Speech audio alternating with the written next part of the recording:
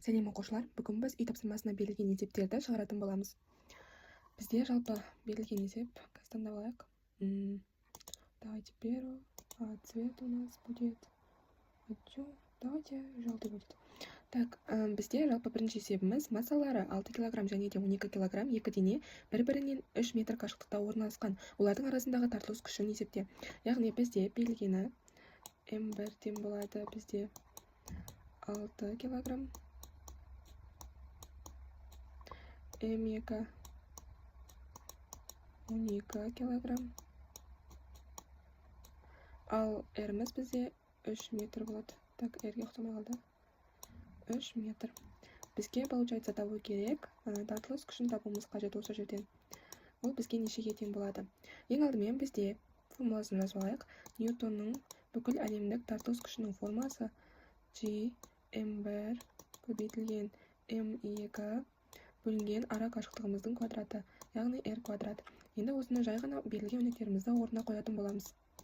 Яғни бізде G-міздің жалпы тұрақты мән, оның мәні бізде 6,67 көбейтілген 10-ның минус 11 дәрежесі.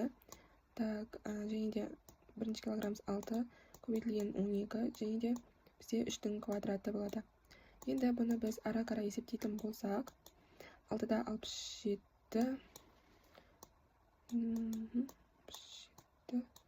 көбейтілген 10-ның минус 11 дәрежесі. Жалпы бізде үстіміздегі жалпы мынау 9 болады. Жалпы 9 пен 12 бізде қысқарып кете алады. Мынаны 3-ке, мынаны 4-ке қысқарта аламыз. 3 пен мынау кетеді. Мынаудан 2 қалады. Сонда бізде көбейтілген 8 болады. Яғни бізде тең болады 8 жердегі 6-мыз бізде 48 болады.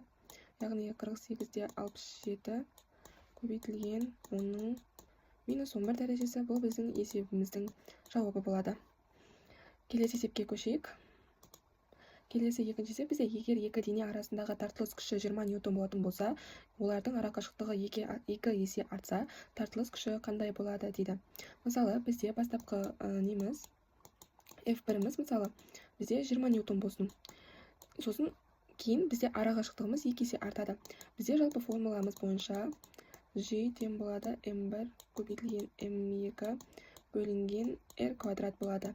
Енді осы жерде біздегі ара қашықтығымыз 2 есе артатын болса, ондай жағдайда бізде керісінше неміз 4 есе кемитін болады. Ауырлық күшіміз 4 есе кемитін болады. Себебі мына жерде квадрат бар екен ескере кетсек, ондай жағдайда мына жерде бізде күшіміз 4 есе кемиді.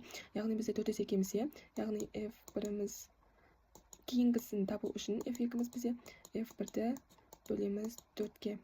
Сонда бізде 20 бөлінген 4 тең болады 5-ке болады. Яғни келесі тартылыс күшіміз 5 ньютонға тең болады. Екінші есебіміз осымен аяқталды. Келесі есебіміз ол бізде үшінші есебіміз. Массалары М1 2 тонна және де М2 500 кг келер бір-бірінен 5 метр қашықтықта орналасқан тартылыс күшін анықта дейді. Дәл жаңағыдай формулаға жай ғана сала саламыз. Сіздер уже формуланы біліп қалдыңыздар, сондықтан да мен оны қайталап жазбаймын. 6,67. Бірақ сізде берілгенін жазуға және де формулаларды қайталап жазуға тырысыңыздар. Себебі бұл сіздердің формулаларды естеріңізде сақтап қалуына міндетті түрде көмектеседі. 2000 көбейтілген 500. Ого, бізде крупный сан шығып жатыр. Так, бөлінген 5-тің квадраты бізде сразу 25 деп жаза салайық. Так, тең болады бізде калькулятормен есептейтін болсақ, менде на данный момент калькулятор жоқ. 67 көбейтілген 10-ның минус 11 дәрежесі көбейтілген. Біз мына жерде 2000 мен 500-де жалпы көбейтіп жүретін болсақ, болмаса мына жерде 500-бен бізде 25-ті қысқартып жүрсек болады. Получается бізде мына жерде 20 қалады. 20 мен 2000-ді көбейтіп жүрсек бізде 40 000 болады. 40 000. Немесе 4 көбейтілген 10-ның 4 дәрежесі болады. Жалпы солай алатын болсақ, егер біз 6 мен 4-ті көбейтіп жүрсек, онда бізде 24-те 67 көбейтілген 10-ның минус 11-те плюс 4 болатын болса, онда жағдайда 7 дәрежесі қалады. Яғни бізде жауабымыз осылай болады. Келесі есеп және де соңғы есебіміз екі дененің массалары бірде М1 тең болады М2 тең болады 10 кг. Егер тартылыс күші 1 ньютон болса, олардың ара қашықтығын анықта дейді. Яғни бұл жерде керісінше бізде R-ді табуымыз керек. Яғни бізде R-міз, бізде формуламыз F тең болады G M1 көбейтілген M2 бөлінген R